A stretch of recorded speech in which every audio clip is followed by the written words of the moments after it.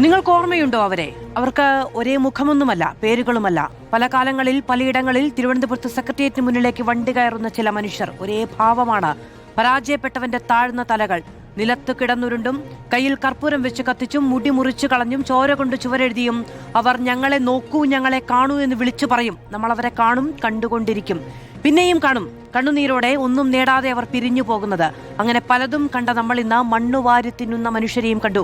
അധ്യാപക പരീക്ഷയിൽ ഉന്നത വിജയം നേടിയവരാണ്. ഓരോ ക്ലാസ്സിലും മിടുക്കോടെ പഠിച്ചവർ 15 മാസമായി നിയമനം കാത്തിരിക്കുകയാണ്. 5 ജില്ലകളിൽ 1-ാം റാങ്ക് നേടിയവർ പോലും നിയമനമില്ലാതെ പെരുവഴിയിലാണ്. പോയ സർക്കാർ തിരിഞ്ഞു നോക്കിയില്ല.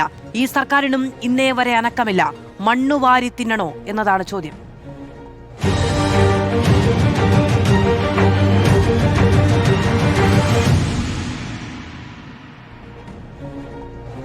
നമ്മളോടൊപ്പം ചർച്ചയിൽ റാങ്ക് ഹോൾഡേഴ്സ് അസോസിയേഷൻ പ്രതിനിധി Valarmathi S, doctor Jinto John കോൺഗ്രസിൽ നിന്ന്, അഡ്വക്കേറ്റ് കെ അനിൽകുമാർ CPM-ൽ നിന്ന്, അഡ്വക്കേറ്റ് വിനോദ് മാത്യു വിൽസൺ ആം ആദ്മി പാർട്ടിയിൽ നിന്ന്. ആദ്യം ഞാൻ ശ്രീ വളർമതിയിലേക്കാണ് പോകുന്നത്. ഇന്ന് സെക്രട്ടേറിയറ്റിന് മുന്നിൽ വലിയ സമരം LPST റാങ്ക് ഹോൾഡേഴ്സിന്റെ ഭാഗത്തു നിന്നുണ്ടായി. 5 ജില്ലകളിൽ 1-ാം റാങ്ക് കിട്ടിയ ആളുകൾക്ക് പോലും നിയമനമില്ല എന്നതാണ് പ്രശ്നം. അതിനൊരു പരിഹാരം ഉണ്ടാകും ഈ സമരങ്ങൾ കൊണ്ട് എന്ന് നിങ്ങൾ വിശ്വസിക്കുന്നുണ്ടോ? സമരമല്ലാതെ വേറൊരു മാർഗ്ഗമില്ല എന്നുള്ളൊരു അവസ്ഥയിലാണ് സമരത്തിലോട്ട് ഇറങ്ങിയത്. കഴിഞ്ഞ ഗവൺമെൻറ്റിൻ്റെ ഭാഗത്ത് നമ്മൾ സമരം നടത്തിയിരുന്നു. ആ സമയത്ത് പ്രതിപക്ഷം ആയിരുന്ന ഇന്നത്തെ ഭരണപക്ഷം ഒരുപാട് വാഗ്ദാനങ്ങൾ നൽകിയിരുന്നു.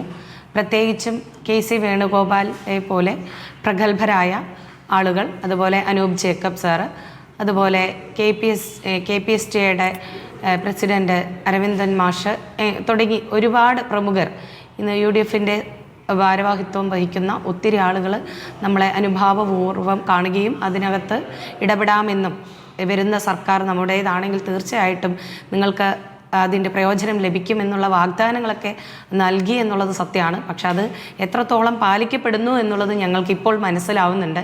ഞങ്ങൾ ഈ സമരമുഖത്ത് എത്തേണ്ട ഒരു അവസ്ഥ വരെ വളരെ പരിതാപപൂർണമായിട്ട് പറയുകയാണ്. കാരണം ഇപ്പോഴത്തെ സർക്കാർ വന്ന് ഒരു 40-45 ദിവസം പിന്നിടുമ്പോൾ എന്തുകൊണ്ട് ഞങ്ങളെ സമരവേദിയിൽ എത്തിപ്പെട്ടു എന്നുള്ളത് പലരും ചോദിക്കുന്ന ചോദ്യമാണ്. പക്ഷേ ഞങ്ങൾക്ക് വേറെ നിർവാഹമില്ല. ഇപ്പോൾ റാങ്ക് ലിസ്റ്റ് വന്നിട്ട് 2-ാമത്തെ വർഷമാണ്, 2-ാമത്തെ അധ്യയന വർഷം. ഞങ്ങളുടെ നിയമനം ലഭിക്കുന്നത് ജൂൺ ജൂലൈ മാസങ്ങളിലാണ്. കുട്ടികളുടെ തലയെണ്ണൽ ജൂൺ 6th വർക്കിംഗ് ഡേ പൂർത്തിയാവുകയും തുടർന്ന് ജൂലൈ 15-ന് അതിനനുസരിച്ചുള്ള അധ്യാപകരെ നിലനിർത്തുകയും മറ്റുള്ളവരെ പുറത്താക്കുകയും ചെയ്യുന്നു. അതായത് ഒരു 30 വിദ്യാർത്ഥികൾക്ക് ഒരു അധ്യാപിക അല്ലെങ്കിൽ അധ്യാപകൻ എന്നുള്ള രീതിയിലാണ് നമുക്ക് റേഷ്യോ കണക്കാക്കി വെച്ചിരിക്കുന്നത്. അതിൻ്റെ അടിസ്ഥാനത്തിലാണ് അധ്യാപകർ പുറത്താവുന്നത്. അങ്ങനെ ഒരു സ്റ്റാഫ് ഫിക്സേഷൻ വരികയാണെങ്കിൽ പുറത്താക്കപ്പെടുന്ന അധ്യാപകർ തീർച്ചയായിട്ടും നമുക്ക് കിട്ടേണ്ട റിട്ടയർമെൻറ്റ് ഒഴിവുകളിലേക്കും അതേപോലെ മറ്റ് ഫ്രഷ് വാക്കൻസിയിലേക്കും ഫില്ല് ചെയ്യപ്പെടുകയും നമ്മൾ പുറത്ത് തന്നെ നിൽക്കേണ്ട ഒരു അവസ്ഥ തുടരുകയും ചെയ്യും. അതുകൊണ്ട് അതിനു മുന്നേ യഥാർത്ഥത്തിൽ 3 വർഷമാണ് അതിലൊരു 1.5 വർഷം കഴിഞ്ഞു പോയിരിക്കുന്നു. സ്റ്റാഫ് ഫിക്സേഷൻ ഉണ്ടാവുകയാണെങ്കിൽ നിങ്ങൾക്കൊരു അധ്യയന വർഷം കൂടി നഷ്ടപ്പെടും. ഉറപ്പായിട്ടും ആ ഒരു സാഹചര്യത്തിലാണ് നമ്മൾ ഇവിടെ സമരവേദിയിലേക്ക് എത്തിയത്. പക്ഷേ ശ്രീമതി വളർമതി, ഇപ്പം മണ്ണ് വാരി തിന്നുക, കയ്യിൽ കർപ്പൂരം വെച്ച് കത്തിക്കുക, മുഖത്ത് കരി എഴുതിക്കൊണ്ട് വരിക തുടങ്ങിയ കാര്യങ്ങളൊക്കെ ചെയ്യുന്നത് ഒരു സ്വയം പീഡനം കൂടിയാണ്. സർക്കാർ ഇപ്പോൾ അങ്ങനെ തിരിഞ്ഞു നോക്കുന്നില്ല എങ്കിൽ പ്രതിഷേധിക്കുക എന്നതിനപ്പുറത്ത് ആ നിലയിലേക്ക് പോകുന്നത് എന്തിനാണ്? പോകേണ്ടുന്ന ഗതികേടുണ്ട് എന്ന് നിങ്ങൾ പറയുന്നു. എന്നിരുന്നാൽ പോലും അത് ആരോഗ്യകരമാണോ? ശരിക്കും ഞങ്ങൾ മാതൃകാപരമായിട്ടുള്ള ഒരു സമരമുറ തന്നെയാണ് ഇതുവരെ നടത്തി വന്നത്. ഇപ്പം നമ്മളെ മാനസികമായിട്ട് പീഡിപ്പിക്കപ്പെടുന്ന ഒരവസ്ഥയിലാണ് ഇപ്പോൾ സർക്കാർ ചെയ്തുകൊണ്ടിരിക്കുന്നത്. നമ്മളെ തിരിഞ്ഞു നോക്കുന്നില്ല എന്ന് പറയുന്നത് നമ്മുടെ മാനസികമായി നമ്മളെ തളർത്തുന്ന, നമ്മൾ ഇനി എന്ത് ചെയ്യണം എന്ന് ചിന്തിച്ചു പോകുന്ന മറ്റു പലരെയും മാനസികമായി തളർത്തിയിട്ടുള്ള ഒരു സമീപനമാണ് ഇതുവരെ സർക്കാരിൻ്റെ ഭാഗത്ത് നിന്നുണ്ടായത്. പക്ഷേ ഇതിൽ ഈ സമരമുഖത്ത് ഇറങ്ങി സർക്കാരിന് നമ്മുടെ പ്രതിസന്ധി എന്താണെന്ന് ബോധിപ്പിക്കാൻ വേണ്ടിയിട്ടാണ് ഞങ്ങൾ സമരമുഖത്തേക്ക് ഇറങ്ങിയത്.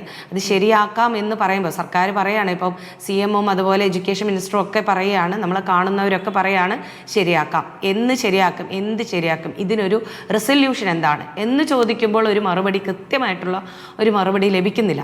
നമ്മൾ തന്നെ വ്യക്തമായിട്ട് ഈ പറയുന്ന അധ്യാപകർ എത്ര പേര് കൊഴിഞ്ഞു പോകും എന്നുള്ള ഒരു ഡാറ്റ വരെ നമ്മുടെ കയ്യിലുണ്ട് ഓരോ ജില്ലയിലും. ശരി.